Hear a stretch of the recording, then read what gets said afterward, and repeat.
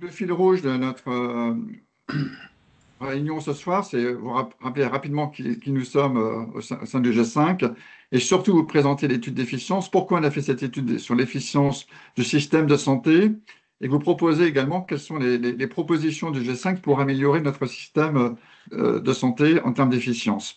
Donc la slide d'après, c'est en quelques mots ce qu'est le G5. C'est un cercle de réflexion qui regroupe les dirigeants, donc ce sont vraiment les patrons des 8 entreprises principales de santé françaises, Bioméриeux, Guerbet, Ipsen, le LFB, Pierre Fabre, Sanofi, Servier et TA, donc toutes des entreprises françaises qui ont fait le choix de la France comme base de leur développement international. Et on est évidemment très engagé pour la souveraineté sanitaire, l'indépendance sanitaire de la France et de l'Europe, même si bien évidemment on apporte également nos solutions de diagnostic et thérapeutique aux patients en France et dans le monde. Alors, on a fait cette étude effectivement qu'on va vous présenter aujourd'hui, qui est l'étude efficience. Alors, qu'est-ce que l'efficience? La slide d'après, c'est comment bien allouer les ressources pour un meilleur résultat au meilleur coût. Ça peut effectivement dépenser moins pour soigner mieux. Alors, pourquoi se préoccuper de l'efficience de notre système de santé? C'est la slide d'après, c'est que la santé, il connaît quelques difficultés en termes de financement. On a une augmentation permanente des besoins en santé, dans un contexte quand même budgétaire qui est de plus en plus contraint. Et pourtant, on entend parler de déserts médicaux, d'épuisement des professionnels de santé, de problèmes d'attractivité aux carrières en santé, d'inégalité d'accès aux soins également, de gaspillage, etc. Donc, en tant qu'entreprise responsable, on s'est penché sur ce problème. Et l'efficience en santé, en fait, elle doit s'analyser au regard de 4 grandes dimensions, et on va y revenir pendant la présentation de l'étude. C'est effectivement évaluer le sujet de la demande de santé, de l'offre de soins et des services, voir également si le mécanisme de financement de notre système de santé tendent vers de l'efficience en santé ou pas, et de voir s'il y a réellement un pilotage de l'efficience de notre système de santé. Alors, comment on va évaluer cette efficience en santé? On doit tenir compte également de notre environnement, évidemment l'environnement démographique, avec la tendance évidemment au vieillissement de la population, l'environnement épidémiologique également, l'arrivée de plus en plus d'innovations aussi, à un certain coût, et évidemment aussi la transition écologique. Donc, dans ce contexte-là, donc, il nous est apparu au G5 Santé que la recherche d'efficience était le seul levier qui pouvait peut-être permettre de résoudre les difficultés rencontrées par les systèmes de santé et notamment les contraintes budgétaires. Alors on pourrait se dire, augmenter le budget de l'État et les dépenses de l'État et d'assurance maladie, on sait que ce n'est pas inextensible et on comprend la contrainte budgétaire actuelle. On pourrait dire au sein des différents budgets, il faut peut-être davantage d'argent dans le budget de la santé. On pourrait aussi dire, il faut peut-être revoir les frontières entre dépenses publiques et privées, mais c'est compliqué d'aborder ce sujet-là. Et peut-être qu'une des solutions plus intéressantes encore, c'est de trouver effectivement des gains d'efficience et donc d'augmenter le rapport qualité-prix des services de santé. Ça nous paraît effectivement important. Alors, dans l'étude efficience qu'on vous propose, on va donc analyser les sources des pertes d'efficience, essayer surtout de proposer des moyens pour l'améliorer. Parce qu'il y a eu pas mal de rapports qui existent déjà. Le CDE, par exemple, a montré qu'il y avait de 20 à 25% des dépenses de santé évitables. Mais aujourd'hui, il faut qu'on avance et qu'on fasse des propositions auprès des pouvoirs publics pour effectivement résoudre les difficultés que nous connaissons pour notre système de santé. Alors pourquoi le G5 le fait? Parce qu'on pense qu'en tant qu'entreprise citoyenne, c'est un projet citoyen qui nous concerne, qui concerne aussi tous les patients au premier chef. Et donc, il nous semblait essentiel de vous associer à cette démarche en tant que représentant de patients, en tant que patient. C'est un sujet effectivement qu'il faut qu'on puisse promouvoir tous ensemble auprès des pouvoirs publics. Donc, je vais passer la parole à Michael Danon, donc, qui va vous présenter les méthodologies et l'étude en tant que telle. Et on reviendra ensuite avec Michael sur les propositions que nous faisons en tant que G5 Santé. Michael? Merci Didier, bonjour à tous. Donc, on va vous présenter en détail le contenu de cette étude qui est à votre disposition, hein. Cette étude est sur le site du G5 Santé, donc vous pourrez vous référer au texte intégral de l'étude. Donc là, je ne vais faire que résumer les principaux points. Donc, qui dit étude dit nécessité d'être au clair sur la méthodologie qui a été utilisée. Et donc, cette étude qui a été réalisée par un cabinet expert en ce domaine et extérieur au G5, hein, le cabinet Reality, et notamment sa présidente qui s'appelle Sandrine Bourguignon, a utilisé la méthodologie classique auquel l'industrie pharmaceutique recourt pour ses travaux, notamment sur les pathologies et les médicaments. Donc, nous avons au départ réalisé une revue de littérature, c'est-à-dire regarder dans l'ensemble des publications les études qui peuvent donner des informations sur l'efficience, les dépenses de santé évitables, la manière d'être plus efficace dans l'utilisation de l'offre de soins. Cette revue de littérature a été complétée par des discussions avec un salon d'experts pour pouvoir avoir leur point de vue sur ce sujet.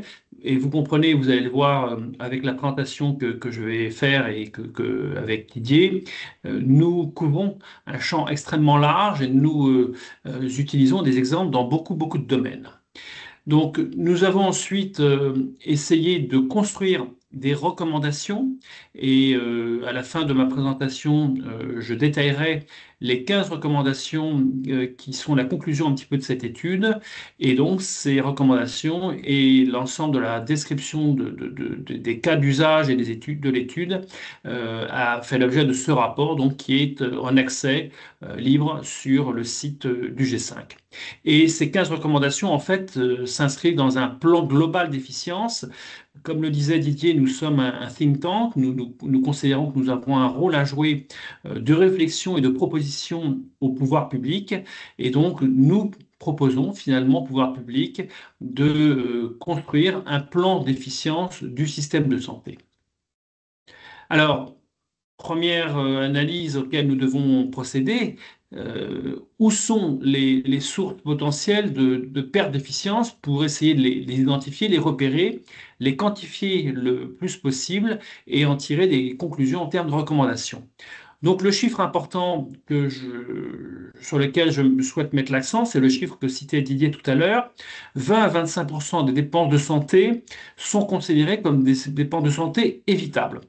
Ce chiffre, il ne concerne pas uniquement la France, il concerne l'ensemble des pays occidentaux et il ressort de plusieurs études faites par l'OCDE au cours des 10 ou 20 dernières années. Donc c'est un chiffre qui est à peu près stable. C'est un ordre de grandeur, hein, bien sûr, mais on voit bien là que c'est considérable, c'est-à-dire un quart des dépenses de santé pourrait être considéré comme évitable et donc de l'argent qui est mal utilisé. Alors pourquoi l'argent est mal utilisé? Parce que il y a des inefficacités au sein du système de santé, parce que parfois aussi, les patients ne sont pas pris en charge correctement ou sont pris en charge trop tardivement, et ça veut dire que dans l'intervalle, leur pathologie évolue, et donc ensuite, évidemment, ce sera une situation péjorative pour les patients, et puis des dépenses de santé accrues pour intervenir trop tard. Voilà, donc il y a un certain nombre de pertes d'efficience avec pas mal de causes, et sur la diapo d'après, merci Mazen. On voit le détail des différentes causes qui peuvent expliquer cette perte d'efficience avec quatre grandes catégories. Les patients ne reçoivent pas les bons soins. Euh, Par exemple, on sait qu'il y a des examens redondants à l'hôpital parce qu'il n'y a pas eu bonne communication entre les services d'un hôpital au sein de l'hôpital ou entre la prise en charge en ambulatoire et l'hôpital. Deuxième grande cause, eh bien, il y a des mauvaises organisations et on pourrait obtenir le même résultat en termes de santé avec moins de moyens utilisés. Ça concerne aussi les médicaments et les produits de santé quand on prescrit à mauvais escient des médicaments, pas aux bons patients, et on reviendra sur cet exemple tout à l'heure. Troisième grande catégorie, les patients ne reçoivent pas les soins dont ils auraient besoin. Et donc, je pense que vous êtes tous très bien placés pour avoir 1000 exemples à nous mentionner sur l'errance médicale, le fait qu'un patient va attendre un temps beaucoup trop long avant qu'on pose un diagnostic correct et qu'il puisse donc recevoir les soins en adéquation avec ce diagnostic, parce que c'est très compliqué parfois d'avoir accès à certains spécialistes, hein, et on sait tous que, quelle que soit la localisation géographique sur le territoire, il y a des spécialistes pour lesquels il est difficile d'avoir un rendez-vous rapidement. Et puis, dernière grande catégorie, ben, des ressources détournées de leur usage. Et là, vous avez en tête les règles qui ont été récemment instaurées pour pénaliser les patients qui prennent des rendez-vous qu'ils ne n'honorent pas, puisque ben, je dirais que c'est une perte d'efficacité pour le système et une moindre chance d'accès pour des patients qui auraient eu besoin d'avoir ce rendez-vous. Alors, quelques exemples qu'on a essayé de chiffrer pour démontrer les pertes d'efficience, avec notamment la mortalité évitable, c'est-à-dire que dans certaines pathologies, si on était mieux organisé, eh bien, il y aurait moins de décès. Et évidemment, ce constat est extrêmement grave. Nous avons des décès prématurés, c'est-à-dire que des patients décèdent prématurément par rapport à ce qu'on pourrait espérer. Et là, on s'appuie sur des comparaisons entre la France et d'autres pays occidentaux qui montrent que la France n'est pas toujours très bien placée et que d'autres pays font mieux que nous. Nous avons d'autres exemples sur les consommations évitables et on va parler par exemple des antibiotiques. Et on a tous en tête la campagne de communication de l'assurance maladie sur les antibiotiques. Ce n'est pas automatique et c'est exact. Et pour autant, ça continue d'être trop souvent un réflexe dans la demande des patients, la prescription des médecins. Et puis, dernier exemple, la polymédication. Les chiffres de l'assurance maladie montrent que les personnes de plus de 65 ans sont très souvent polymédiquées, c'est-à-dire reçoivent un nombre de médicaments très important, alors même que la science ne sait pas analyser les risques d'effets indésirables quand il y a un nombre trop important de médicaments qui est prescrit au même patient. Alors, une fois qu'on a identifié les dysfonctionnements du système, il faut s'interroger sur les leviers dont on dispose pour l'améliorer. Et donc, 4 leviers ont été identifiés. Premier levier concernant les changements de comportement. Deuxième levier concernant l'organisation des soins. Troisième levier qui nous concerne plus directement au G5 sur les produits de santé. Et puis quatrième levier qui est très nouveau concernant l'utilisation des solutions numériques et des données de santé. Alors, on va détailler tout ça. Et on a détaillé dans le rapport, donc je vous disais 15 recommandations, mais on s'appuie sur un certain nombre de ce qu'on appelle des cas d'usage, c'est-à-dire des exemples très précis de solutions qui permettent de gagner en efficacité, de gagner en efficience dans le fonctionnement du système de santé. Donc, quels sont ces leviers, quels sont ces changements qui peuvent améliorer l'efficacité? Donc, premier changement concernant les comportements.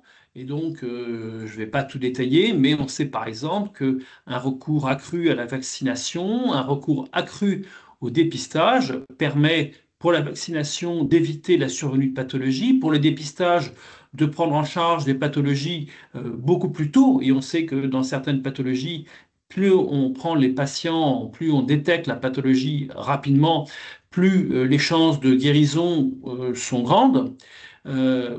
le dépistage ou la prévention, c'est aussi éviter la survenue de complications de pathologies. Et là aussi, on sait bien que c'est un gain potentiel pour le patient et c'est un gain pour le système de santé si on évite des complications.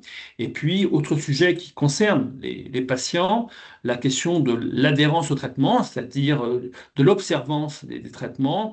Et les études montrent que dans beaucoup de pathologies, y compris des pathologies très graves, les patients ne sont pas toujours observants comme ils devraient l'être. Alors, je vous disais, on a développé un certain nombre d'exemples, de cas d'usage. Alors, je vais bien sûr pas tous les reprendre, mais vous pourrez en trouver le détail dans le rapport.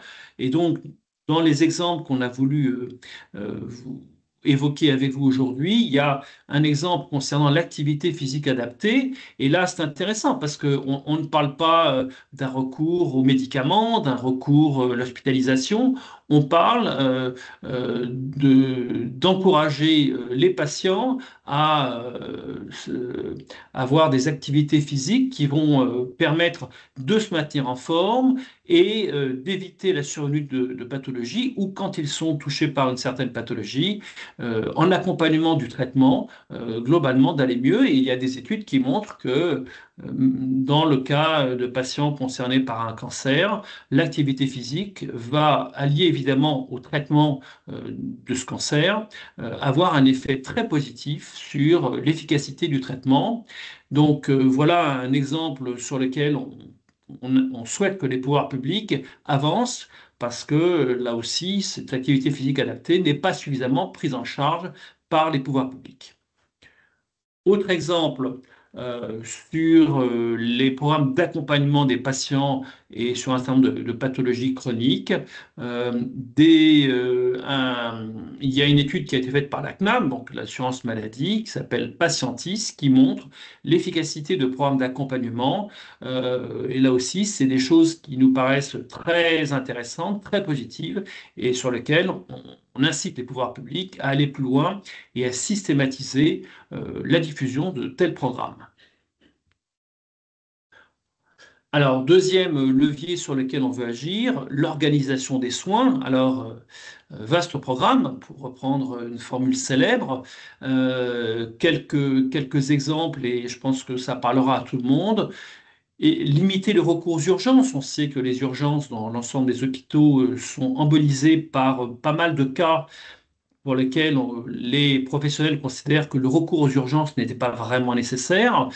Donc là, tout faire pour éviter que le réflexe soit le recours aux urgences. Et là, ça touche évidemment à beaucoup de choses pour qu'il y ait d'autres solutions qui soient proposées à la population. Éviter les hospitalisations qui peuvent être évitables parce que l'hospitalisation coûte cher, parce que l'hospitalisation est une situation qui n'est pas favorable forcément aux patients et donc trouver des alternatives et réduire la pression sur les services hospitaliers. Deuxième levier, s'assurer de la pertinence et la qualité des soins. Et là, nous savons tous, et vous avez certainement plein d'exemples à nous mentionner, que la qualité des soins n'est pas toujours au rendez-vous, malheureusement, et qu'il y a encore beaucoup d'efforts à faire, même si des organismes comme la Haute Autorité de Santé développent des programmes pour aller dans les établissements hospitaliers et vérifier la qualité des soins qui sont prodigués aux patients. Et puis, mieux coordonner les soins, généraliser les parcours de soins intégrés. Là aussi, vous avez certainement beaucoup d'exemples et d'histoires à nous raconter qui montrent que entre la ville et l'hôpital, entre tel professionnel de santé, tel professionnel de santé, autre professionnel de santé, la coordination n'est pas toujours là et que celui qui en pâtit, c'est le patient et que on gagnera en efficacité, d'abord en efficacité de la prise en charge du patient, s'il y avait une plus grande fluidité dans les transferts d'informations, la coordination entre les différents maillons de la chaîne qui interviennent auprès du même patient.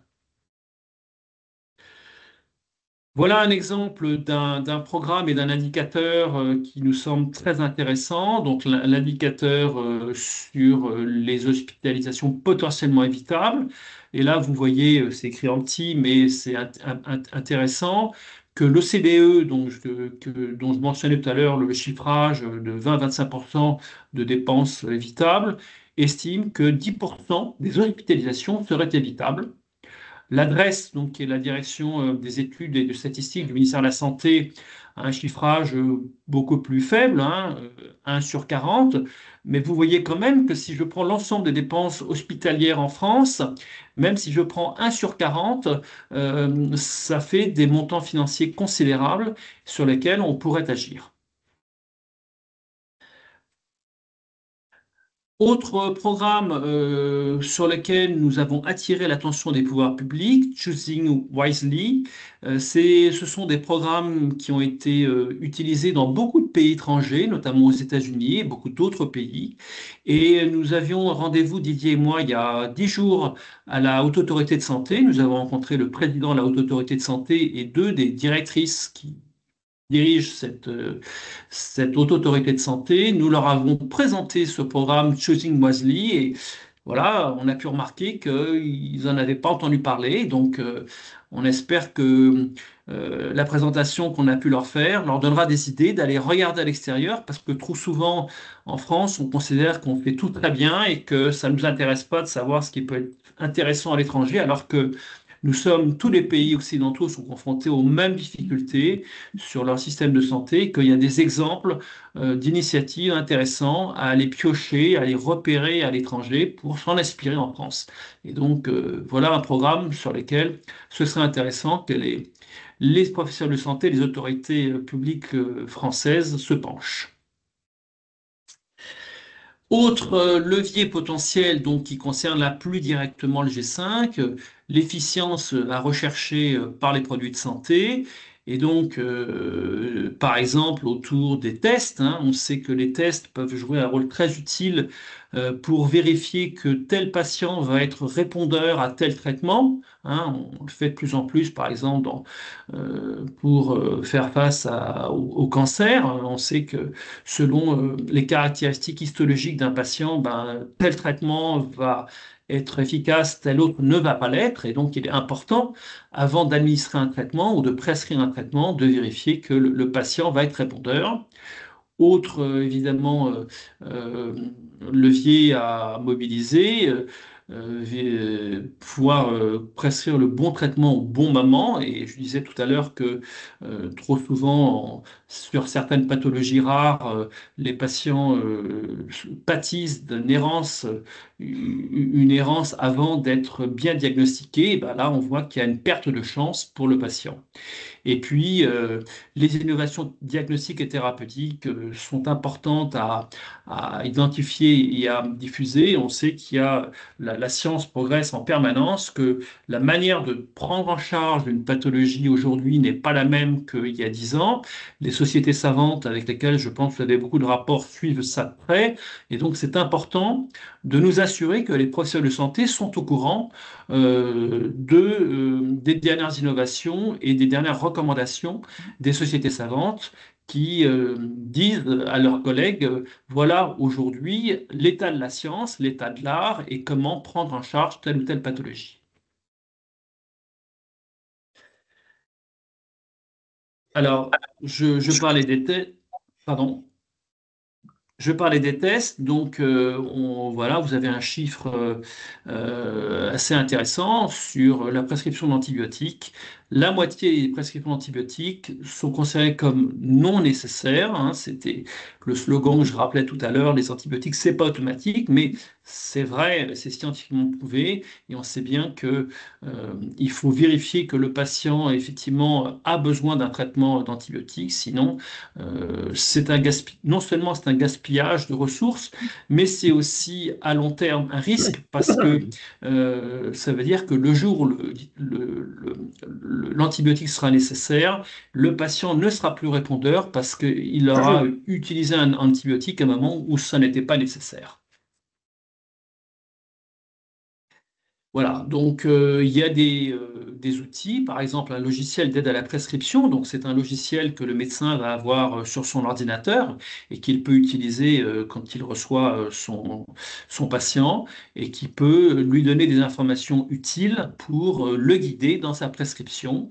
Et donc là aussi, on souhaite que ces outils soient le plus largement possible utilisés par les médecins.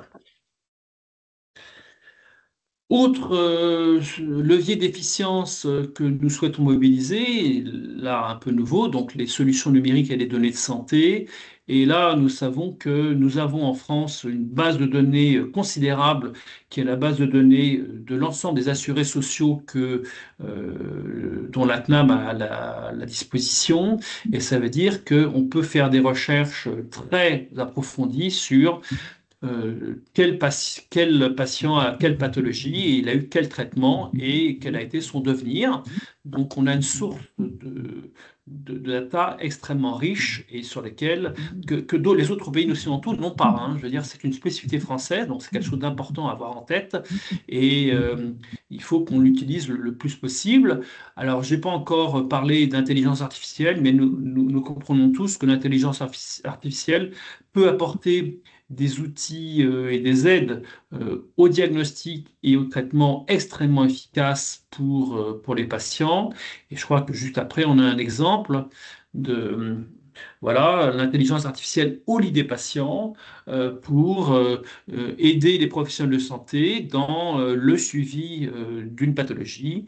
Et l'intelligence artificielle a une mémoire que les professionnels de santé ne peuvent pas avoir et peuvent utiliser des milliers de cas et donc donner aux professionnels de santé des informations ou des recommandations qui peuvent être très utiles. Et puis, bien sûr, on a tous en tête l'utilisation de l'intelligence artificielle en imagerie, hein. J'ai parlé à plusieurs reprises du cancer et de la nécessité de faire de la prévention. Donc voilà, ça passe par exemple par une prévention de la survenue du cancer du sein. Et on sait que la lecture d'un cliché par un professionnel de santé, Mhm. évidemment, est efficace, mais que si c'est doublé par un recours à l'intelligence artificielle, on a un taux je dirais, d'exhaustivité, d'efficacité dans le diagnostic qui est encore amélioré. Et donc, il faut pouvoir utiliser l'IA pour euh, accroître l'efficacité de l'intervention du professionnel de santé. Alors, je le disais tout à l'heure, et Didier l'évoquait, nous proposons au pouvoir public un plan national d'efficience.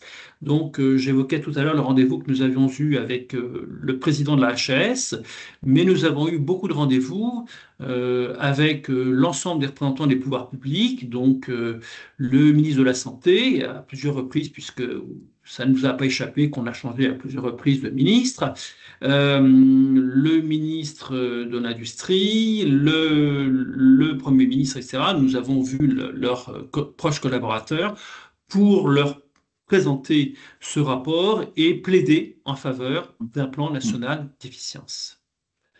Ah, Alors, ce plan national d'efficience, pardon, c'est toi qui prends la parole, je crois maintenant, Didier. J'étais emporté ouais, par mon élan.